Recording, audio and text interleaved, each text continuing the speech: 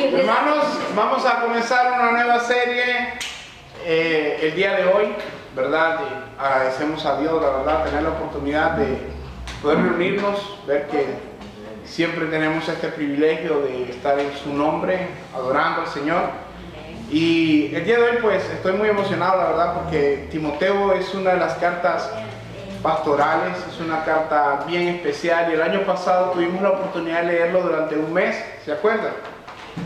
¿Sí? ¿Se acuerdan de Timoteo?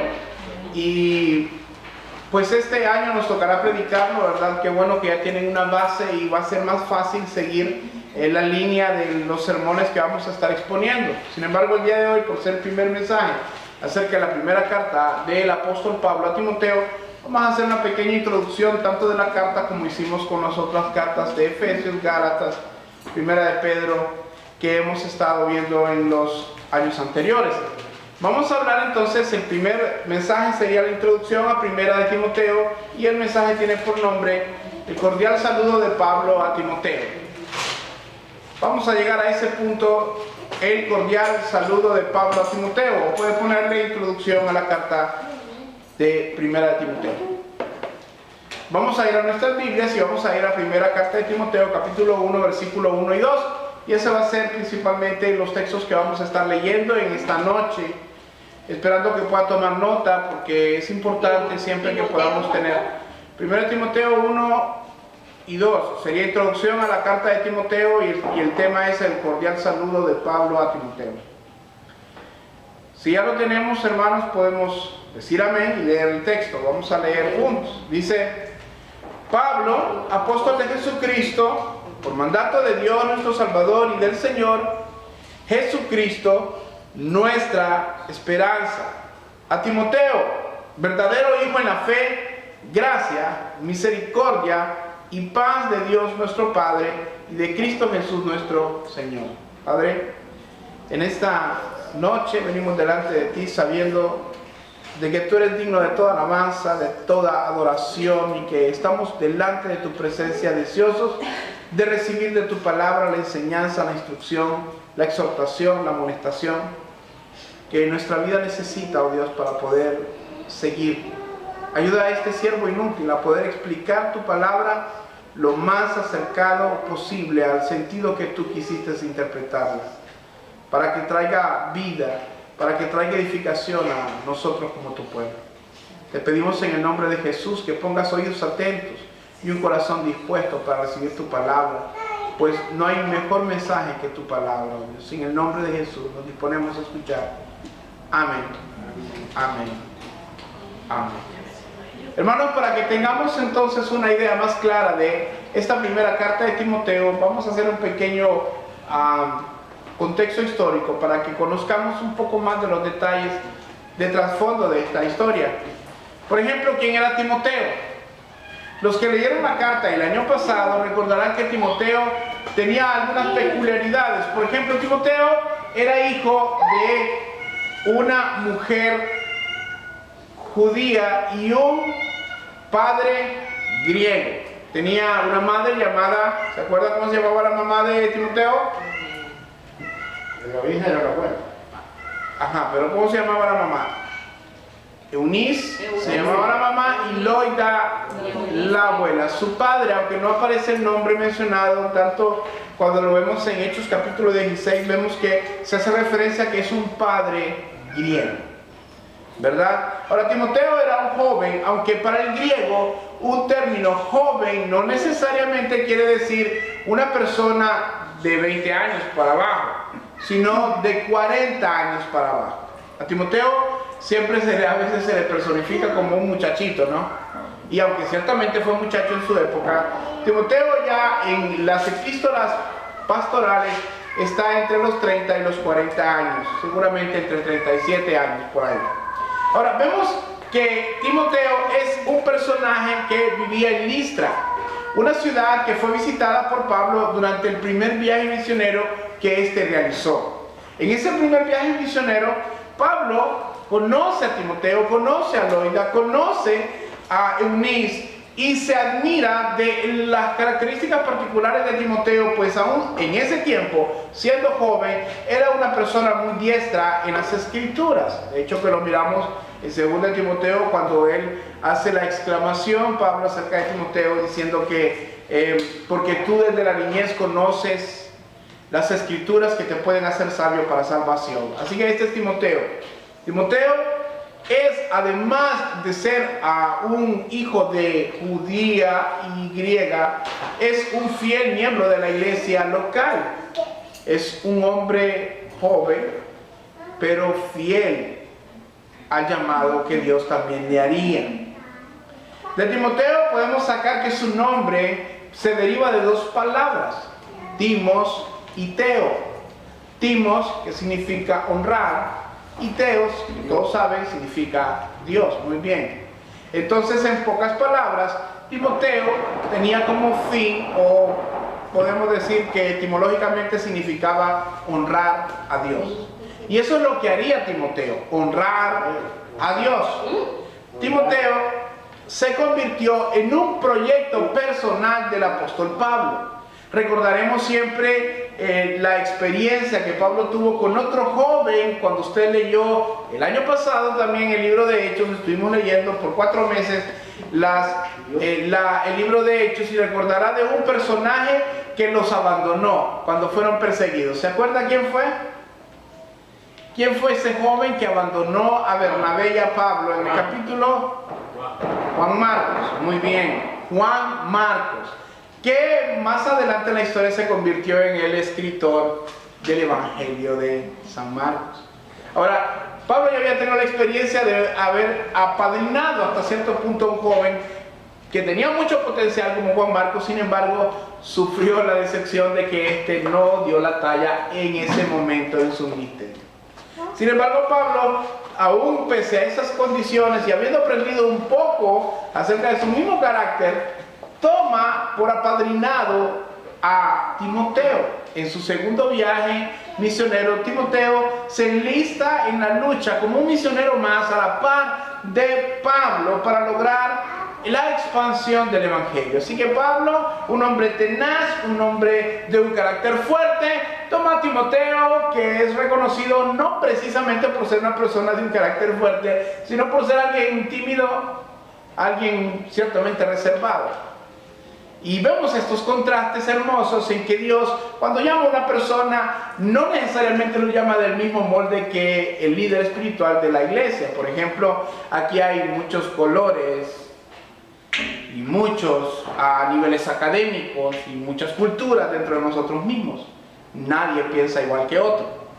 Sería un error grave esperar que el día que yo parta de esta congregación haya otro pastor igual a mí, porque no existe otro igual a mí, exactamente igual a mí, de imperfecto, sino que va a tener otras virtudes y tal vez, pero que no los mismos defectos, pero seguramente tendrá defectos. Pero ¿qué sucederá? Usted no podrá poner como condición, tiene que ser igual al pastor que teníamos. No, tiene que ser mejor.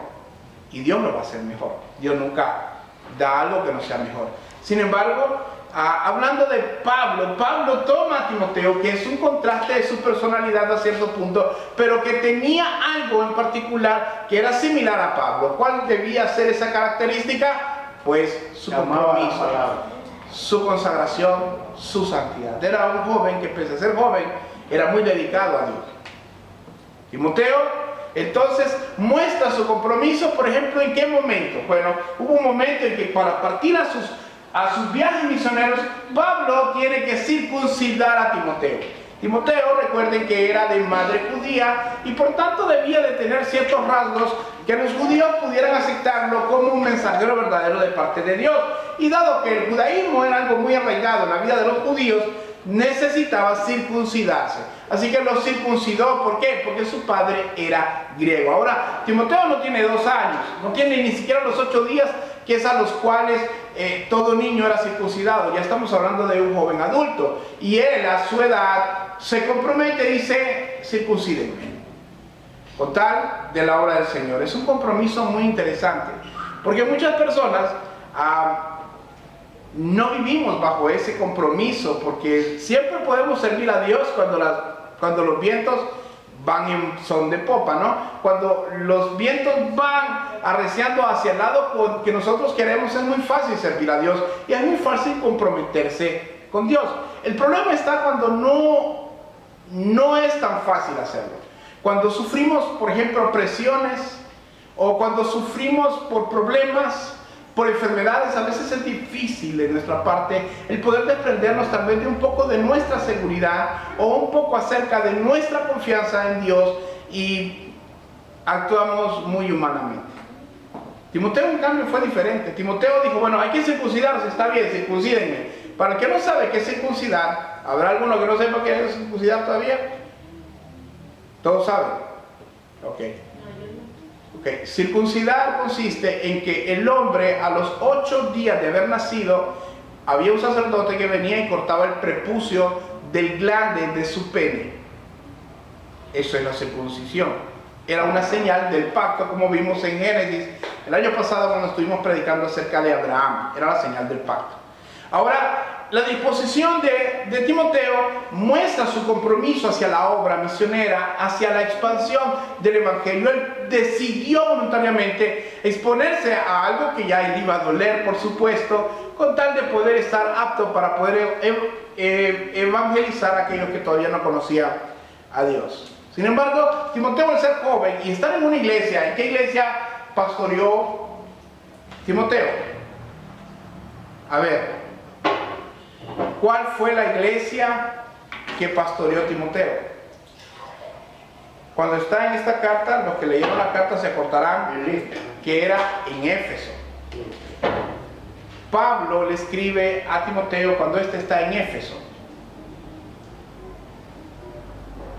Ahora, veamos un momento y imaginémonos este caso. ¿Quién fundó la iglesia de Éfeso?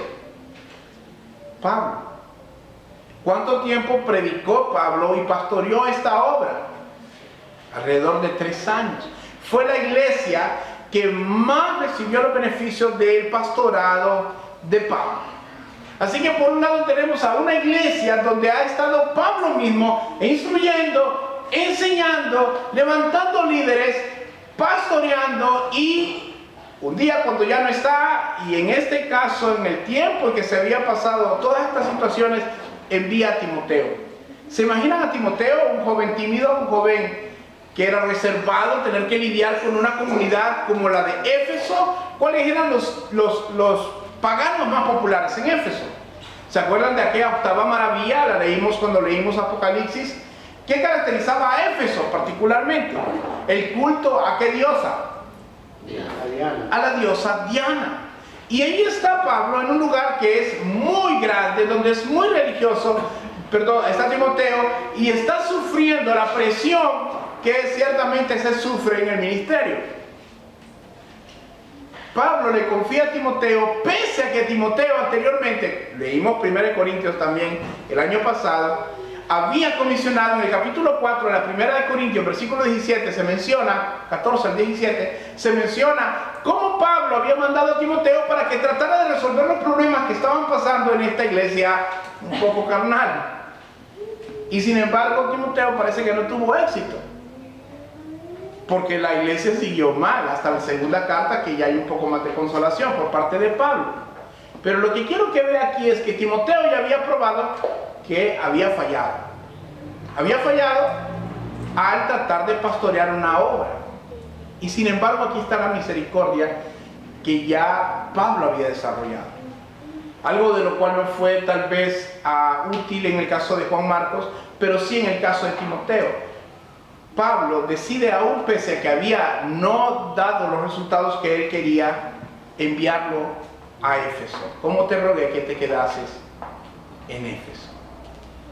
Y ahí está Timoteo, en la iglesia que fundó su amigo, su padre espiritual, y ya vamos a interpretar ese texto también, Pablo. Y tiene que llenar los zapatos de Pablo. ¿Creen ustedes que era difícil eso o no? En una ciudad que lo presionaba, en una ciudad en la cual siempre sería señalado como el hijo de un padre griego por parte de los judíos.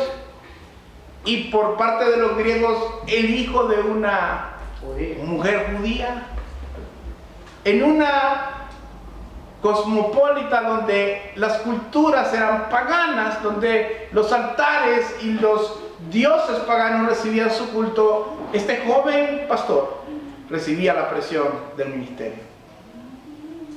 ¿Cuál fue el motivo de esta carta entonces? Pablo tenía un motivo principal. Todo esto es introducción, hermanos, a la carta. ¿Cuál fue el propósito? Darle ánimo a Timoteo. Darle ánimo a Timoteo, de que perseverara, de que se esforzara, porque esta carta, hermanos, forma parte de 3 cartas que encontramos en la Biblia del apóstol Pablo, llamadas cartas pastorales. Eran cartas dirigidas a personas. La primera, segunda Timoteo, y la otra es Tito, que es otro joven pastor, pero este está en Creta. ¿Cuáles fueron los puntos fuertes y los logros de parte de Timoteo? Bueno, se convirtió después del primer viaje misionero de Pablo y lo acompañó luego en sus otros viajes misioneros. Otra de las características o de las virtudes o logros que tuvo Timoteo fue que fue también un fiel miembro en la iglesia local. También representó de manera especial a Pablo en diferentes misiones que éste le asignó. Y tal vez el logro más grande que tuvo Timoteo fue que nadie llegó a conocer a Pablo como lo hizo Timoteo. Una relación tan personal, tan cordial, tan afectiva, que nos muestra mucho acerca de lo que debería de ser una relación dentro de la iglesia. Una relación tan íntima, tan especial. Hay hermanos que se van de una ciudad, se van a otra, y ya ni por WhatsApp se escriben, hermano. Antes por lo menos se hacían un círculo, ¿no? Y eso es característico, hacen un círculo de, digamos, iglesia manantial en el desierto. Ya se van para Darlín, se salió del círculo, se salió del grupo y ahí nomás están, y a veces no se llaman, no se escriben, no se interesan. Ahora, este hombre llegó a conocer a Pablo de una manera que nadie más lo conoció. También vemos algunas debilidades y errores de Timoteo. Por ejemplo, este luchó con su naturaleza tímida. Timoteo no fue un predicador de esos hermanos pentecostales de repente, era más retraído, era más conservador. Permitió también, otro de los errores que cometió Timoteo es que otros lo menospreciaran por causa de su juventud. Dejó que otros lo menospreciaran. Aparentemente tampoco pudo resolver los problemas de Corinto. ¿Qué lecciones podemos tomar de la vida de Timoteo? Por ejemplo, que aún siendo joven, aún siendo inexperto, él no tuvo miedo a cumplir con su ministerio. Él determinó en su corazón hacer lo que Dios le mandaba hacer. Pablo mismo se expresa de él de esta manera en Efesios. Puede buscar Filipenses 2, 20, 22.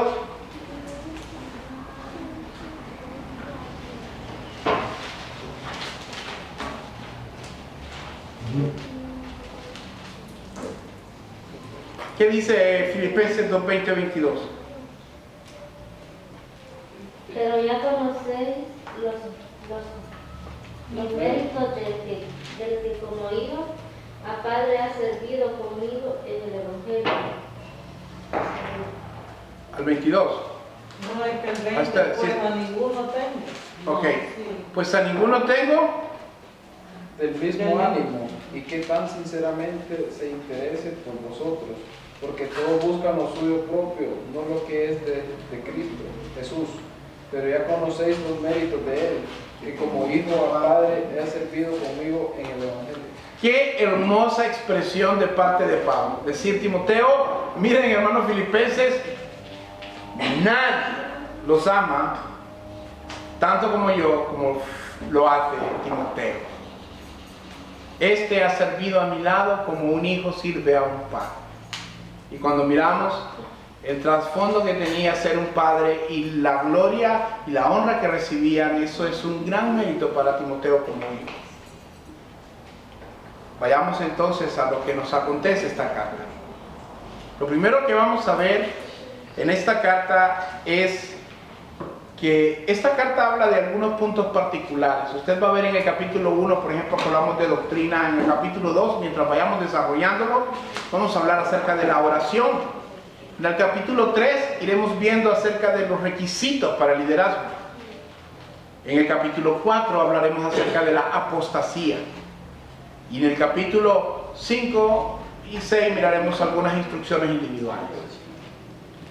Así que lo primero, veamos el texto de 1 Timoteo 1:1. Dice: Pablo, apóstol de Jesucristo, por mandato de Dios nuestro Salvador y del Señor Jesucristo, nuestra esperanza. Aquí vemos primero a Pablo y veamos el trasfondo de esto. Pablo está diciendo: yo soy un apóstol. La palabra apóstol significa enviado de parte de alguien, ¿no? El enviado, apóstolos, también conocida de esta manera. El apóstol era un enviado, era como un heraldo, era un mensajero. No era el dueño del mensaje, simplemente era el mensajero. Pero Pablo dice aquí: yo soy apóstol, yo soy mensajero de Dios, pero no por orden de hombres, sino por parte de Dios. Dios me ha comisionado. Como lo miramos en Gálatas hace 2 años atrás, que él decía acerca de que había sido escogido desde antes de la fundación del mundo en el vientre de su madre para poder ser heraldo del rey, para poder ser un enviado de parte del rey. Y me gusta mucho este término porque cuando tengamos un canal de televisión, esa es la fe, uno de los programas se llamará Los Heraldos de la Verdad. Porque eso, nosotros solamente somos mensajeros, no somos dueños de ningún mensaje, simplemente comunicamos el mensaje que Dios quiere que comuniquemos. Ahora Pablo empieza a decir: yo soy Pablo, apóstol del Señor, apóstol por mandato de Dios, de nuestro Señor Jesucristo, y dice: nuestro Salvador, Dios nuestro Salvador, y dice: nuestra esperanza. Ahora, aquí hay un contraste también, y un contraste muy bonito que debemos de considerar por algo en especial. Se refiere al Salvador. ¿Quién necesita un Salvador, hermanos? ¿Quién necesita un Salvador? ¿Pero quién lo necesita? Los pecadores. Todos aquellos que necesitan ser salvados, ¿verdad? Todos los pecadores. Por cuanto todos pecaron, todos están destituidos de la gloria de Dios. Así que hay necesidad de un Salvador. Pero también dice: Dios es nuestro Salvador y nuestra esperanza. Ahora, en el mundo pagano, estas expresiones eran muy comunes dadas a los dioses paganos. Los dioses paganos eran considerados los salvadores de los hombres y la esperanza de los hombres. Así que Pablo, en el trasfondo, en el contexto que se marca esta historia, vemos cómo los paganos solían, por ejemplo, decir a sus dioses: tú eres mi salvador y mi esperanza. A eso le llamaban el sotero, a estas expresiones. Por ejemplo, en el texto de la historia había un general romano llamado Escipión. Los romanos llamaban a este grandioso general nuestra esperanza y nuestra salvación. Los romanos.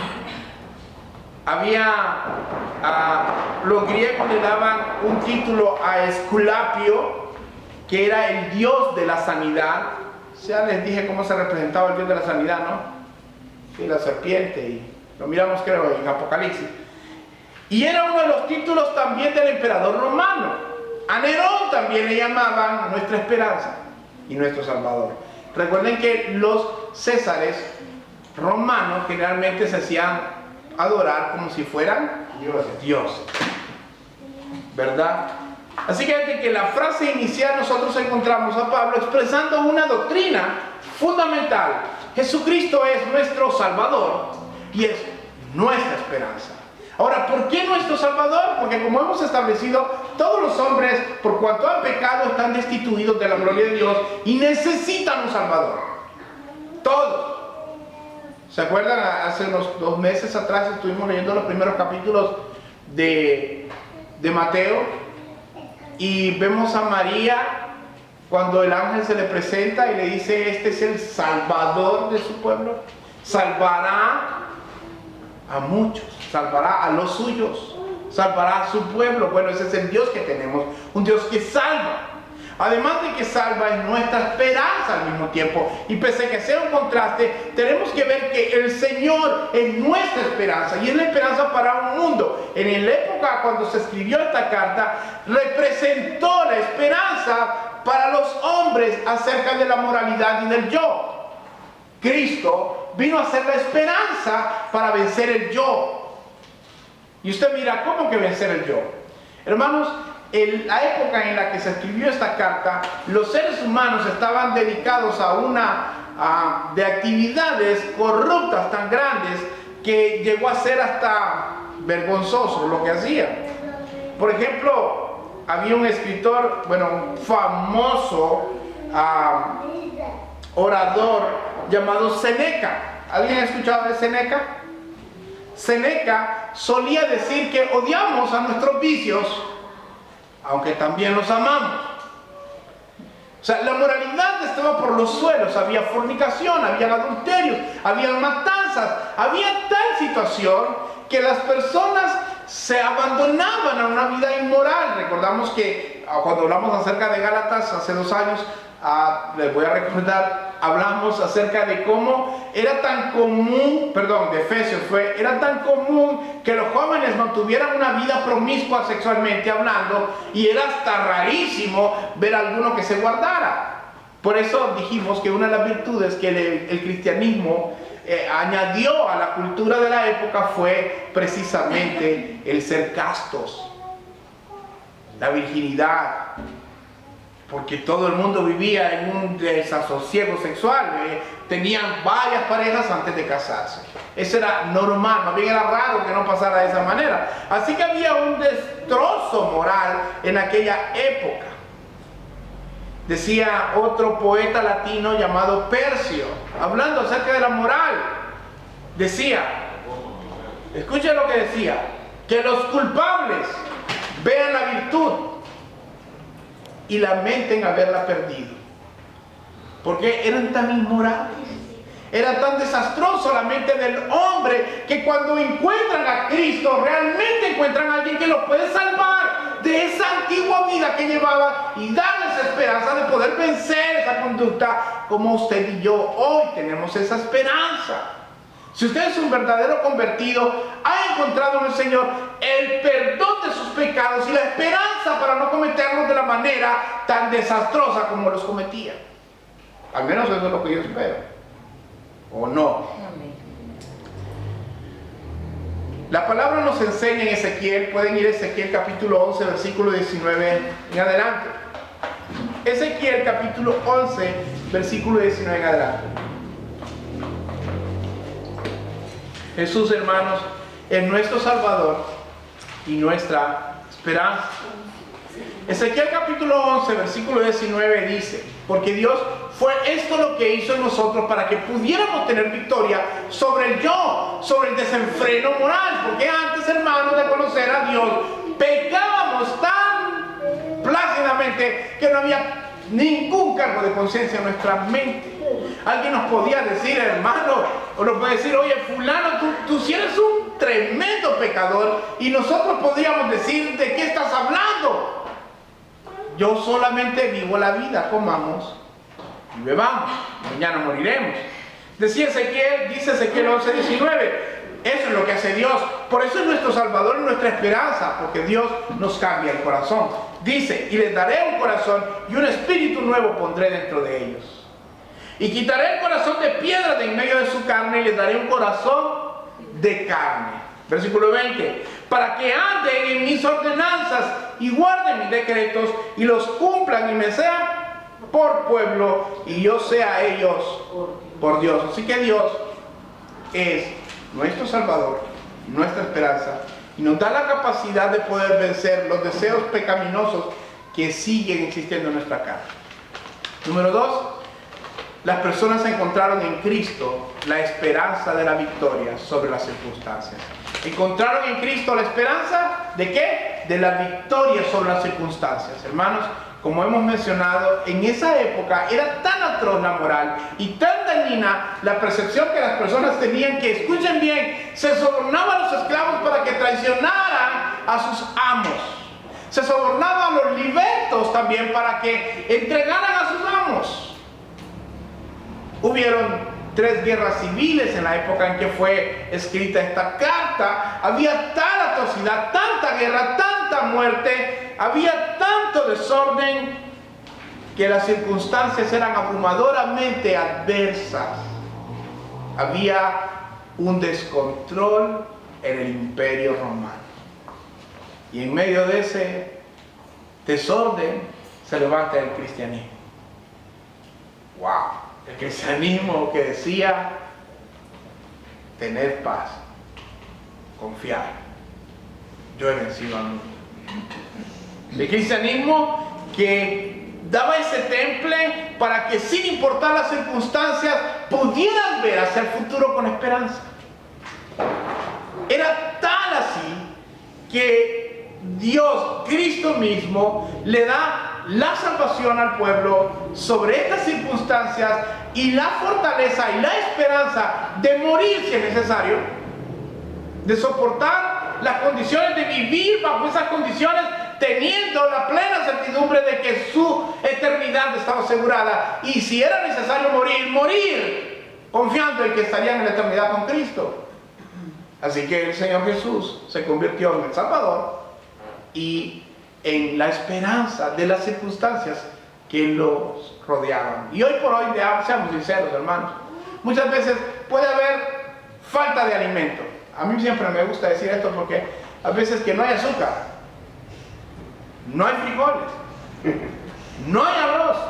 Dicen que cuando se acaba la sal, ya estamos en las últimas. A veces no hay ni sal. Yo siempre pongo, antes de decir lo siguiente, digo, pero hay amor, digo yo. Sí, el amor de Dios. Aún si morimos, nuestra esperanza es que estaremos con Él. Porque hay circunstancias adversas, hermano. ¿Quién aquí no pasa pruebas? Todos. Y si hay alguno que no pasa pruebas, pellizquese. Algo está pasando, algo malo. Porque el cristiano debe de ver la prueba, como lo hablamos cuando hablamos de Pedro, de que es algo natural en la vida del cristiano. Hay adversidad, hay tiempos, por supuesto, hermosos, valles, pero hay también un campo de espinas. También hay tiempo de angustia. Jesucristo mismo dijo, en el mundo encontraréis aflicción. ¿Verdad? Y se cumple.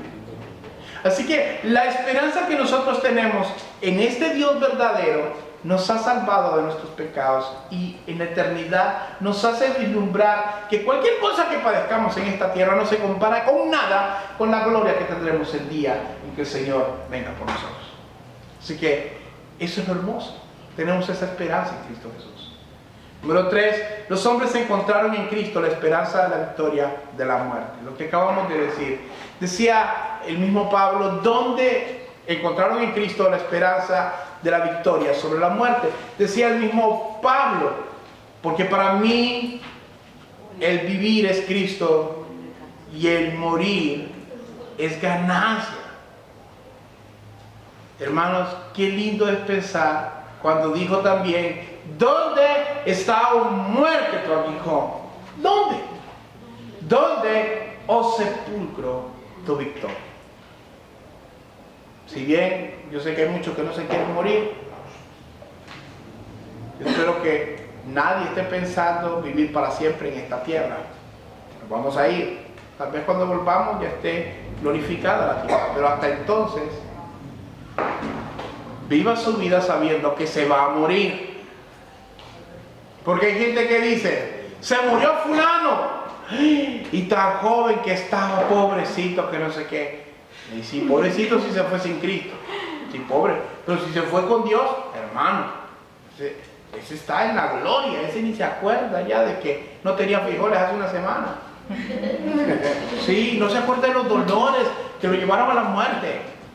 Ya está en la gloria eterna, no hay nada ya que pueda oscurecer la gloria de Dios. Ahora, Timoteo, volviendo a Timoteo, encontró grandes desafíos en su ministerio siendo joven. Tuvo que sufrir al menos, bueno, no voy a ser tan extenso para no prolongarme mucho, pero hubieron varias cosas que Timoteo sufrió. Por ejemplo, las presiones de aquellos que, miren, lo digo, voy a hablar por experiencia propia. Cualquier pastor, siendo joven, yo me considero joven, pues, como los griegos dicen que 40 para abajo, ¿verdad? Nosotros sí somos más, aquí ya a los 32 ya juegan los veteranos, ¿no? Aquí somos más radicales. Pero la realidad es que una persona joven en el ministerio tiene que sufrir más persecución, más presión, sufre más presión por los teólogos que por los incrédulos. Porque un incrédulo nada sabe y es más fácil rebatirle. Pero un teólogo, alguien que pueda afirmar que lo que tú estás diciendo es mentira, aunque la Biblia diga que es verdad, pero como tiene tantos años en el ministerio, pesa más su criterio que el de uno. A mí siempre me hace la gracia porque recientemente, pues ahora hemos estado asesorando una iglesia y cuando hablamos sobre las doctrinas de la gracia, estas personas llegaron a decir, no, es que esas doctrinas nuevas, las doctrinas de la gracia son las doctrinas viejas, digamos, son las doctrinas clásicas del cristianismo y que formaron parte de la reforma protestante. Para ellos es nuevo, pero la realidad es que es la doctrina de siempre. Ahora, pasa de que va a haber siempre ese debate teológico. Sin embargo, ¿usted qué tiene que hacer? Se lo digo como pastor, defienda y contienda ardientemente por la fe. No importa que se gane un montón de enemigos en el camino.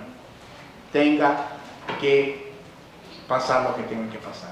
Otra de las presiones que tanto un pastor como un cristiano van a experimentar, en el caso de Timoteo esto fue lo que afectó la vida, era la importancia que debe darle a la familia. Miren, Timoteo tenía una madre judía y un padre griego y tuvo que vivir marcado toda la vida con esa idea de que era hijo de un padre griego y una madre judía. Así que a los judíos no del todo les caía bien y a los griegos tampoco. ¿Saben qué pasa en el ministerio, hermanos? Nadie billete de 500. ¿Saben qué le va a pasar a usted como cristiano, hermanos? Nadie billete de 500. Porque, a ver, ¿a quién le cae mal un billete de 500? Sáquese un billete de 500, hermano Pedro. Para ver. A nadie. Si lo pusiera, miren, lo puede tronchar, lo puede, mientras no lo corte, va, lo puede tronchar y a ver quién lo quiere, lo puede machucar, pero es un billete de 500. Nadie le va a caer mal. Pero cuando usted, como hablamos la semana pasada, se vuelve un olor fragante el conocimiento de Dios, se vuelve un verdadero cristiano, obviamente va a haber gente que va a estar inconforme con usted. Ser cristiano es estar bajo presión.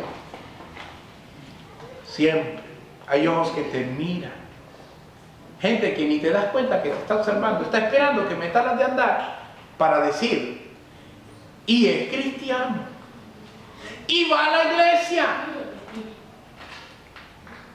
Y camina con la Biblia. Otra de las lecciones que usted puede ver que Timoteo tuvo que experimentar, la presión que tuvo que vivir, fue que hay siempre va a haber gente que va a querer moldearte a la manera de ellos. Gente que te va a querer moldear a su manera. Voy a dar un ejemplo. Voy a tomar el caso de la hermana Claudia, con su permiso. Es que usted, hermana, tiene que predicar así como predica la hermana Limpia. Hermano, pero es que cada quien tiene, no, es que así se predica en esta iglesia. Y tiene que ser así. Y si no es así, a los leones. No sería muy justo, ¿verdad? Pero hay personas que al revés sí lo quieren hacer.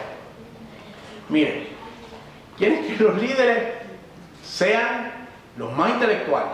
Que no está mal que sean intelectuales, pero no le podemos pedir más a lo que pueden alcanzar. Quieren que sean los más bonitos.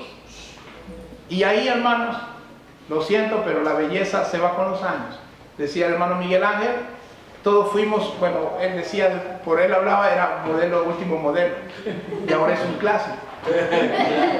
Pero todo el mundo puede ser que quiera meterte en su molde. ¿Saben por qué digo esto? Mire, nunca va a faltar esto. Los hijos de los líderes, voy a hablar de los líderes. Los hijos de los líderes tienen que ser como pequeños líderes, pequeños pastores, pequeñas esposas de pastor. Tienen que estar ahí calmaditos, queditos, sin hacer nada, ni quebrarle un vidrio. Hermanos, seamos sinceros, todos los niños, ¿fuimos niños o no? ¿Cuándo te fuiste con un récord perfecto? ¿Habrá alguno que nunca lo habrán fajeado aquí? ¿Habrá alguno que no recibió la vara de la corrección en amor? Todo el mundo. ¿Por qué? Porque nuestra naturaleza pecadora está ahí. Así que no trates de amoldar a los demás al molde utópico de perfección, porque en esta tierra no hay nadie que siendo iglesia va a ser perfecto. No trate de meter a esta iglesia en un molde que no puede alcanzar.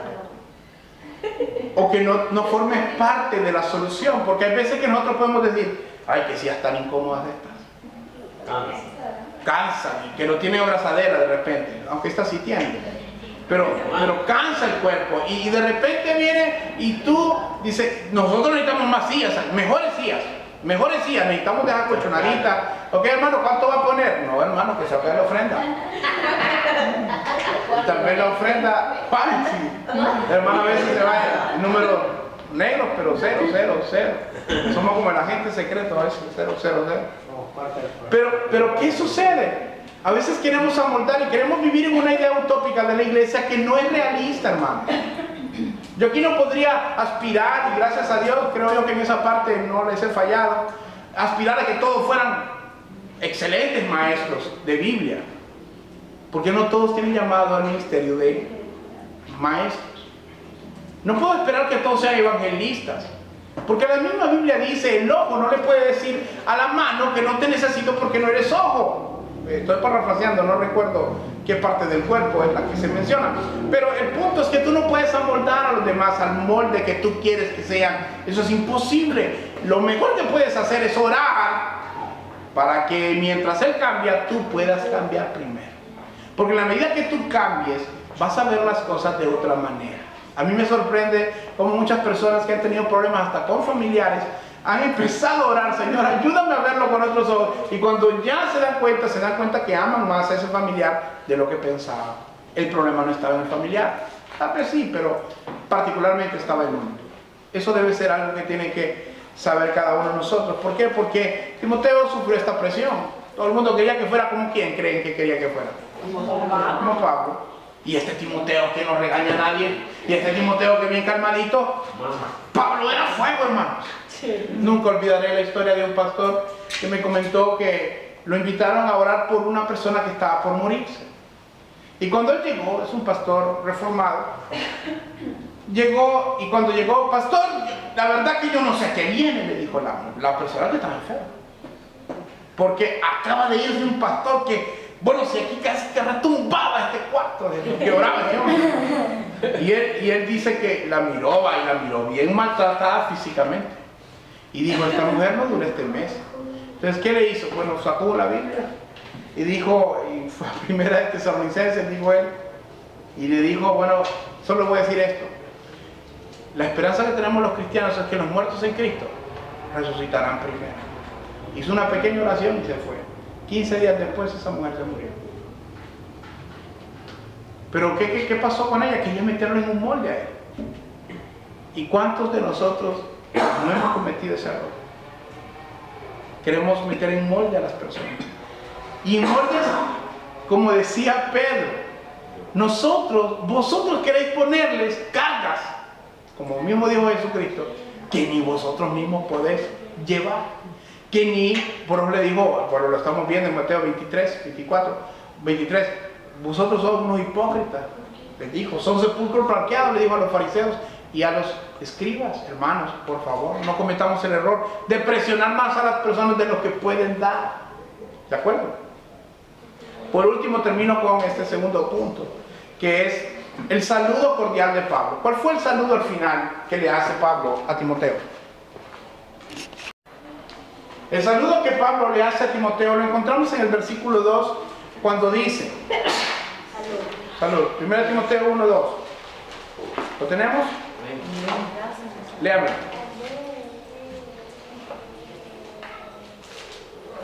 Timoteo, verdadero hijo en la fe, gracia, misericordia y paz de Dios, nuestro Padre, y de Cristo Jesús, nuestro Señor.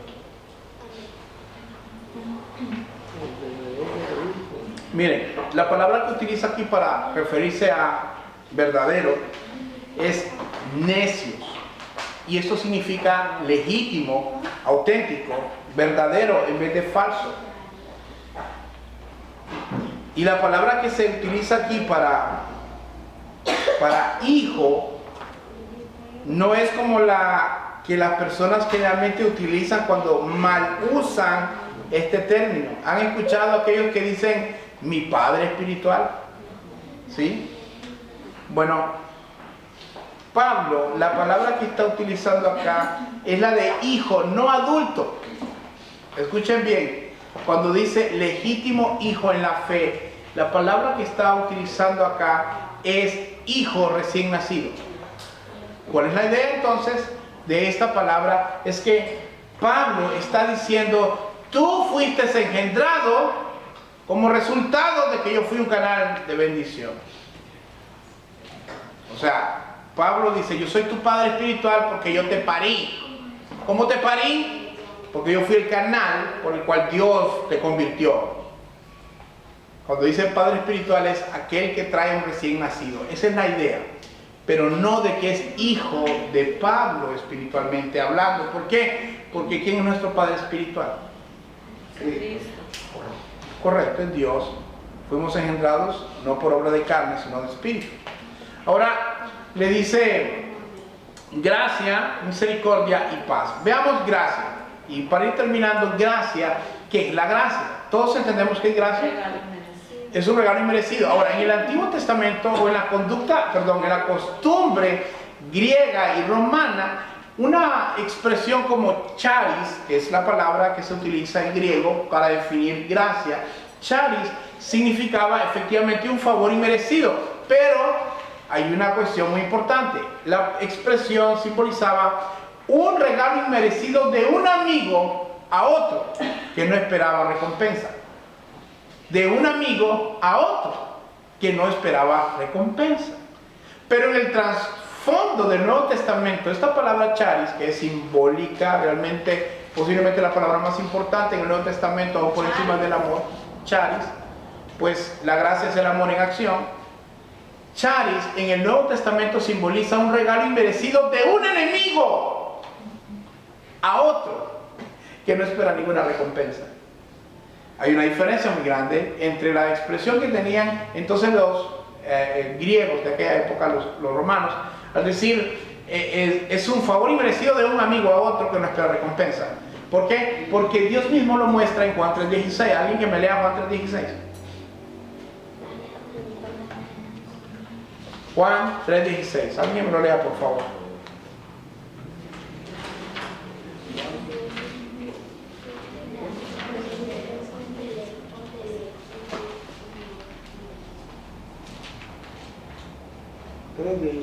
Porque de tal manera amó Dios al mundo que ha dado su Hijo unigénito para que todo aquel que le cree no se pierda, mas tenga vida eterna. ¿Cuál es la gracia en ese versículo? ¿Cuál es el charis de ese texto? De tal manera amó Dios al mundo que dio a su Hijo. Que dio a su Hijo. Esa parte es la gracia. Dio a su Hijo, a su enemigo. Porque éramos enemigos de Dios, ¿sí o no? Estábamos alejados del pacto de la promesa, lejos de la ciudadanía celestial. Éramos enemigos de Dios. Éramos enemigos de Dios y Dios nos da ese regalo inmerecido que es su Hijo amado, para que por medio de su sacrificio en la cruz alcancemos vida eterna. Otra de las palabras que se incluye en este saludo es misericordia. La palabra misericordia, eleos, ya tuvimos una clase de esto, me parece, pero eleos quiere decir el hecho de suplir la necesidad de una persona en su miseria. Que no puede, se lo voy a decir más despacio, es el hecho de suplir la necesidad de una persona en su miseria, que no puede suplir su propia necesidad. El hecho de suplir la necesidad de una persona en su miseria, que no puede suplir su propia necesidad. ¿Alguno ha visto algún pordiosero en la calle? ¿Sí?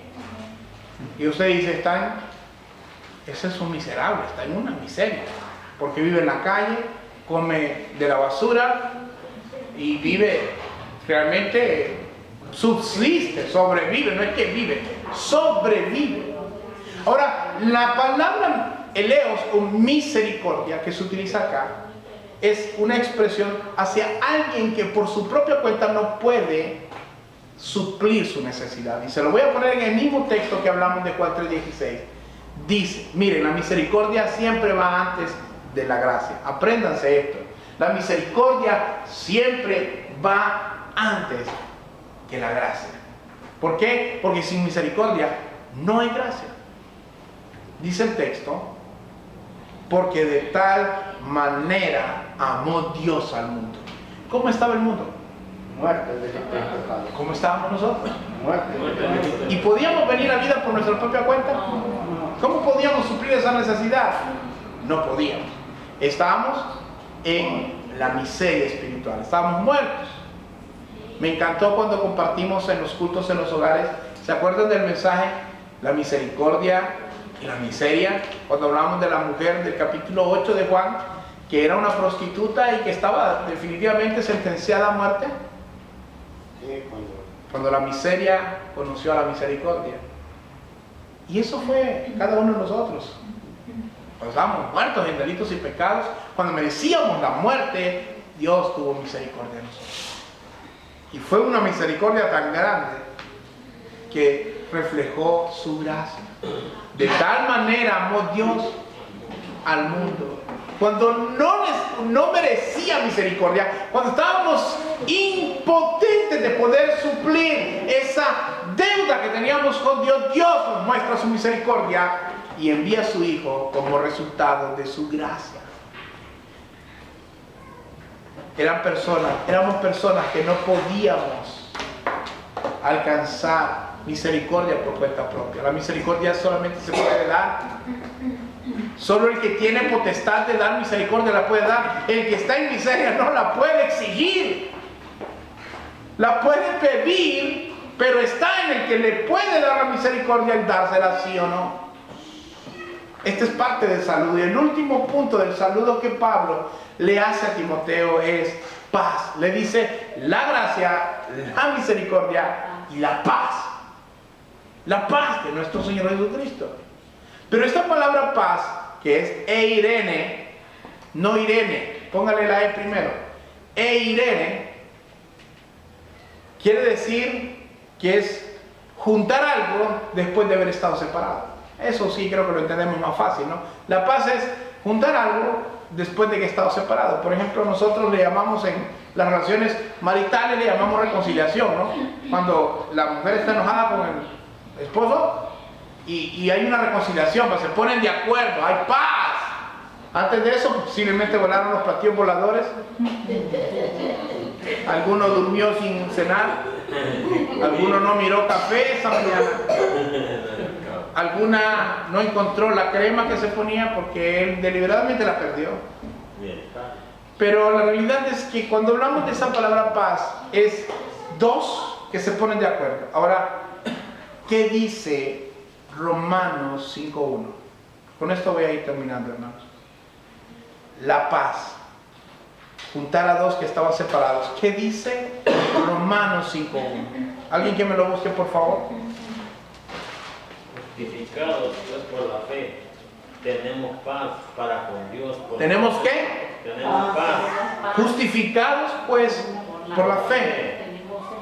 Tenemos paz para con Dios por medio de nuestro Señor Jesucristo. Hermanos, estaban muertos en delitos y pecados. Y el castigo de nuestra paz fue sobre él. Cristo es el precio de la paz que tenemos con él. Por eso hoy, si usted ha creído verdaderamente en el Señor, usted tiene paz para con Dios. No se tiene que esconder detrás de un arbusto. No se tiene que esconder detrás de su pecado. Simplemente debe de confesarlo. Porque si confesamos nuestros pecados, Él es fiel y justo para perdonarnos, limpiarnos de toda maldad. El saludo que Pablo le expresa a Timoteo encierra puntos doctrinales importantes en el Nuevo Testamento. La misericordia, la gracia, la paz. La misericordia que es, hermanos, la que antecede a la gracia, pues es la capacidad de suplir las necesidades de aquellos que están en miseria, que no pueden suplirlas por su propia cuenta. La gracia, que es el regalo inmerecido de parte de un enemigo a otro en el Nuevo Testamento. Y la paz, que es la reconciliación, porque Dios reconcilió al mundo consigo mismo por medio de Cristo Jesús. ¡Wow! Dios es tan perfecto, tan precioso. Y Timoteo recibió esta bendición, como yo espero que usted hoy la haya recibido. Y cada vez que piense en estos primeros 2 versículos de Timoteo, recuerde que esa misma misericordia, esa misma gracia y esa misma paz son para usted de parte de Dios, si usted decide creer en Él. Si aún no lo ha hecho, ese es el tiempo para que vuelva a Él, para que lo reconozca y para que vea cómo su misericordia lo salvó y se convierte en su esperanza. La gracia lo salvó y se vuelve en su esperanza el Señor Jesús. Recuerden que eso lo utilizaban para los emperadores romanos, para los gobernantes de la época, pero realmente nosotros sí tenemos un Salvador y una esperanza en Jesús. No importa las presiones que tú puedas sufrir como sufrió Timoteo, sigue adelante, Cristo. No le pongas excusas a lo que tienes que hacer y hazlo. Y recuerda que también estas palabras, grábatelas en tu vida. Gracia, misericordia y paz sean sobre tu vida y sobre aquellos que te rodean, hermano. Póngase de pie y vamos a orar.